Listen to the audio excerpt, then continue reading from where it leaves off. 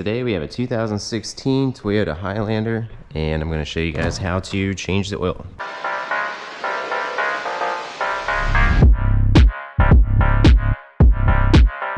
So first, before we forget, I'm going to show you how to reset the maintenance light. So this one has already been reset, but you will come here to your trip, go to trip A, key off, hold down the trip button, key on, and it will reset.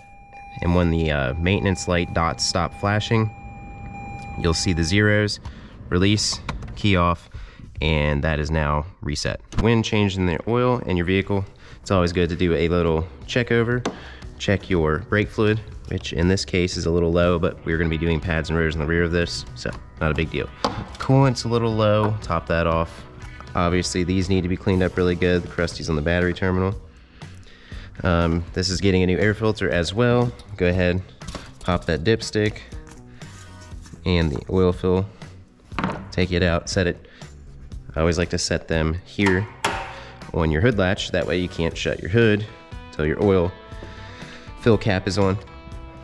Do a little once over, check for oil leaks, anything like that. Then we're gonna get our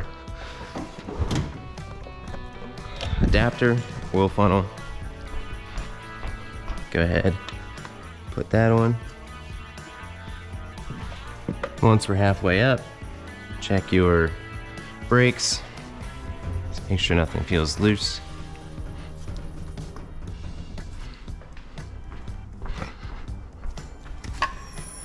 Oh yeah, rear brakes are very low. Hear that?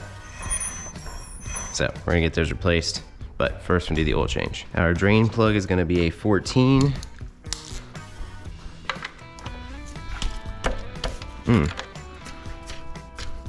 Knock that out, let it drain, and we'll see if this oil's been changed correctly. So these are always a pain in the butt to get loose. I like to drain the oil out of them so it doesn't make a big mess, and a lot of times using an impact gun helps get this out without actually turning the whole filter out, because this is a drain on the bottom here. So yep, get that knocked out, impact gun. What that's going to allow you to do now is stick your drain up inside the oil filter. So take this fella and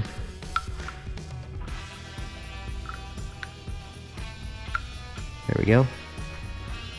Thread it up into the filter, and that's going to drain all the oil out of the actual oil filter so we don't make a big mess. And also, it's always good to replace these O-rings as well. Something to look for on these Toyota Highlanders. Now, I don't know what year, but I do believe they upgraded the oil lines on these, but the oil lines right here, they go to the oil filter itself. These oil cooler lines used to bust on the older Highlanders, and they actually, Dorman made upgraded lines that were metal. These are the upgraded ones, whether that's from Toyota or if they've been upgraded, I'm not sure.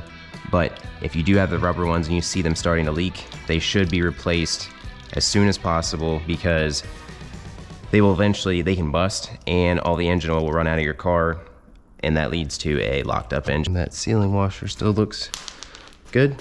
So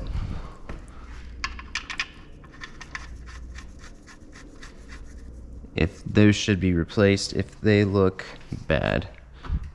The factory Toyota ones are pretty good though, so.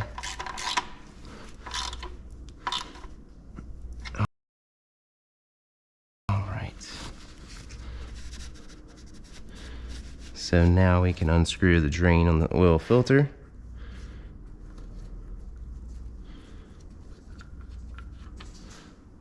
There we go. Get your new O-ring for the drain cap.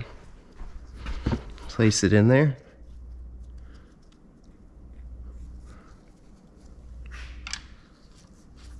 Make sure it doesn't roll on you. All right, then you're not going to tighten this super tight.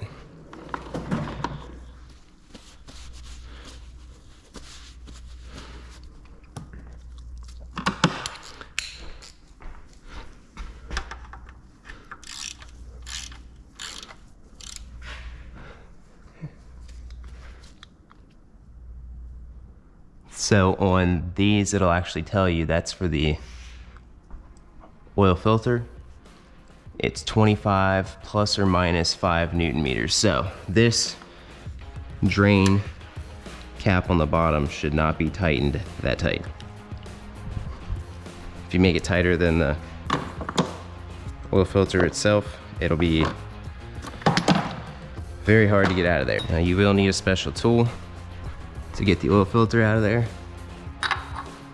There are a couple different designs to this. You can get these on Amazon. All right, now that the filter's been drained, you'll see it won't make a giant mess. You'll have some come out, but it's not gonna be terrible. Run under here. Yep, get your O-ring off, pour your oil out of your filter. Got a new filter here, customer supplied parts. Do not recommend, I've never heard of anybody running Kirkland oil, but this is what they wanted, so that's what they brought.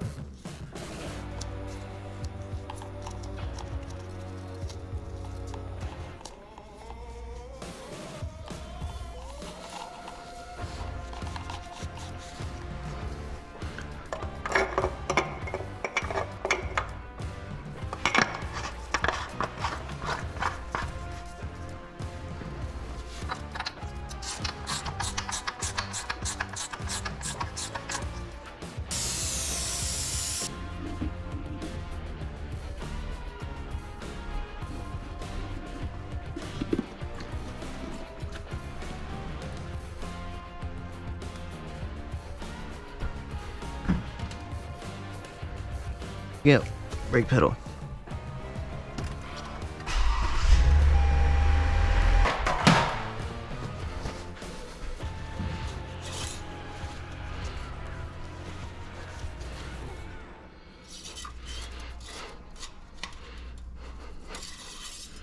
And there we have it, guys. That's how we change the oil in a Toyota Highlander.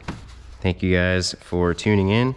If you like this video, there will be another link to how to do the rear brakes, so follow along. Hey guys, I want to talk to you guys about Identifix. So whether you're a professional or you're a DIY guy, Identifix has a solution for everything. So not only do I prefer their shop software for a very small business because it is cheap, I also like their repair software because it has what is called direct hit. Just like the vehicle we're working on, the 2016 Toyota Highlander, you can go in here and you'll have your top 5 hits, of course, and this is a database with thousands, if not millions, of technicians across the country that are using it. We have common fixes for the vehicle, plus we also have OEM repair and replace manuals, wiring diagrams, specifications. This is something that you guys can also get for the DIY. I'm not sure exactly how this works, but if you contact them, I'm sure they'll help you out. And if you guys recommend me, Wagon Works, not only will this probably give you a discount, this is also going to help me out, so I'd appreciate you guys if you did that. And also, if you have a really hard to fix problem, they have a hotline which you can contact them, and a professional is going to help you walk through the problem that you're having with your vehicle. So thank you all for tuning in, and hope you all have a good day.